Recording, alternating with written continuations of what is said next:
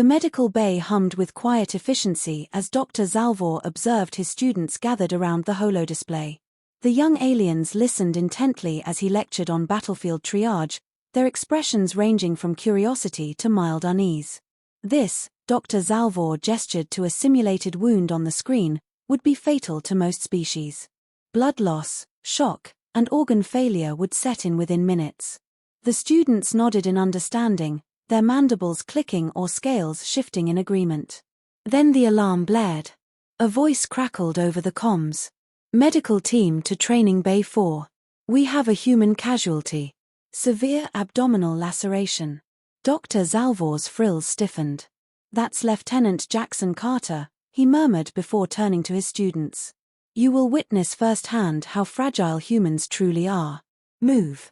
They rushed into the training bay to find Jackson sprawled on the floor, his dark uniform soaked with blood.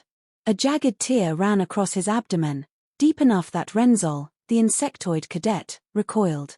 He's lost too much blood, Erlar muttered, the reptilian cadet's massive frame tensed. He won't last. Dr. Zalvor knelt beside the human, scanning him with his medical device. Massive trauma. Internal bleeding likely.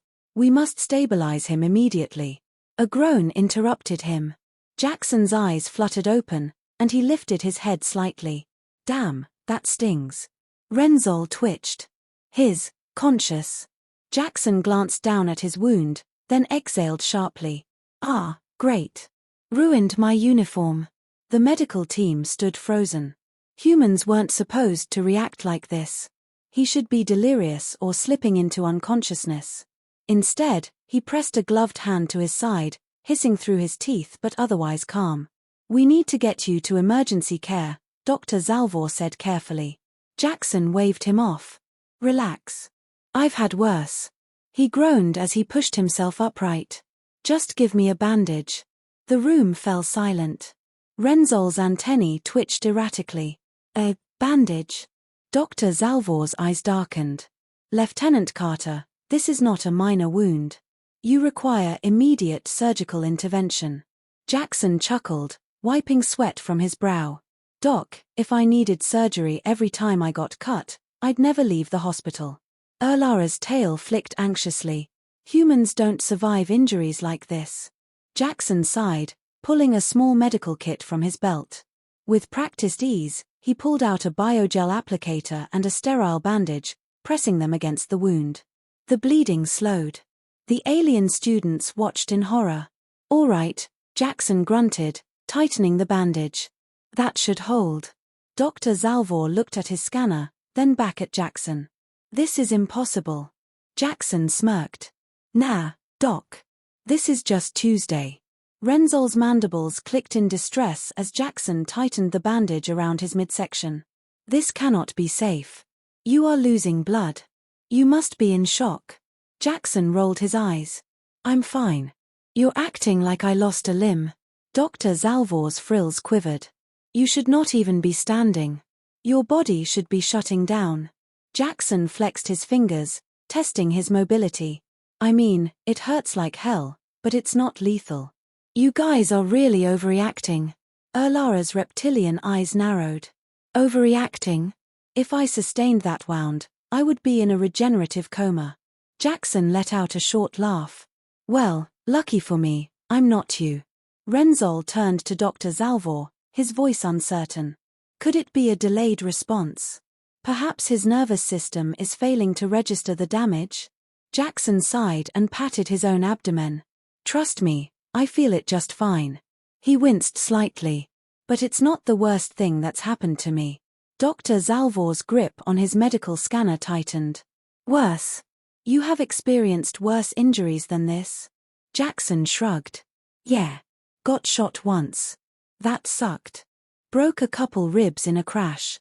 Oh, and there was that time I got caught in an explosion. The students recoiled. Renzol looked physically ill.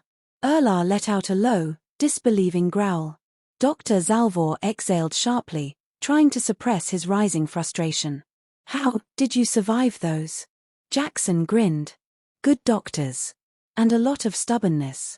Renzol took a cautious step back. Humans are unnatural. Jackson chuckled. Nah, we're just built differently. Dr. Zalvor studied him, still unable to fully grasp what he was witnessing. You should be incapacitated, yet you remain functional. What exactly makes humans so resistant? Jackson smirked. Pain tolerance. Fast clotting. Redundant organ function. And, sheer willpower. Erlar exhaled sharply. This is absurd. Your body should be shutting down, yet you stand here, treating this like a mere inconvenience. Jackson rolled his shoulder. Because that's all it is. Patch it up, walk it off. Renzol turned to Dr. Zalvor, his voice hushed. I think we need to reconsider our understanding of human biology. Dr. Zalvor nodded slowly. Agreed. This defies everything we know. Jackson clapped his hands together. Great.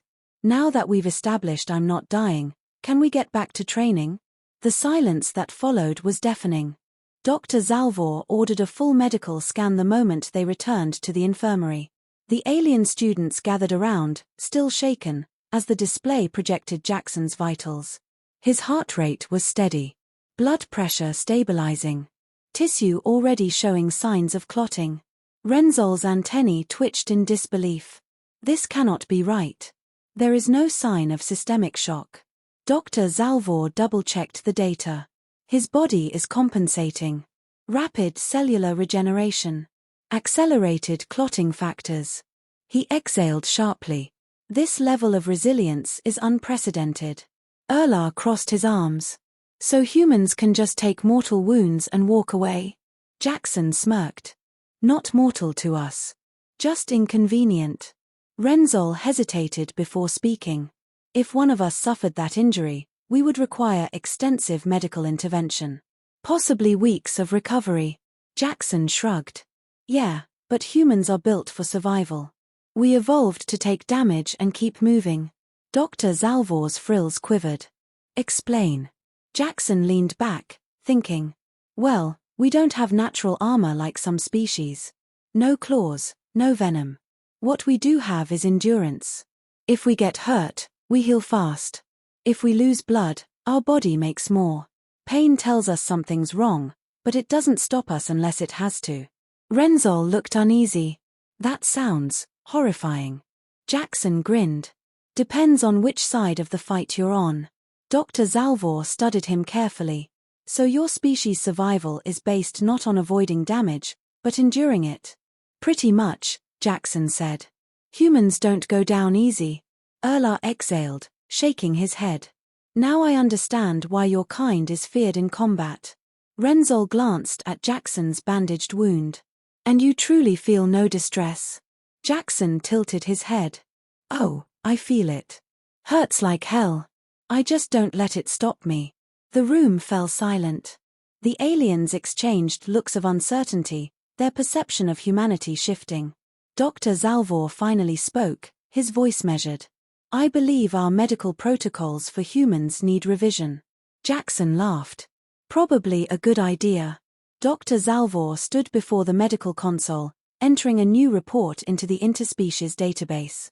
Human injury response, re-evaluation required.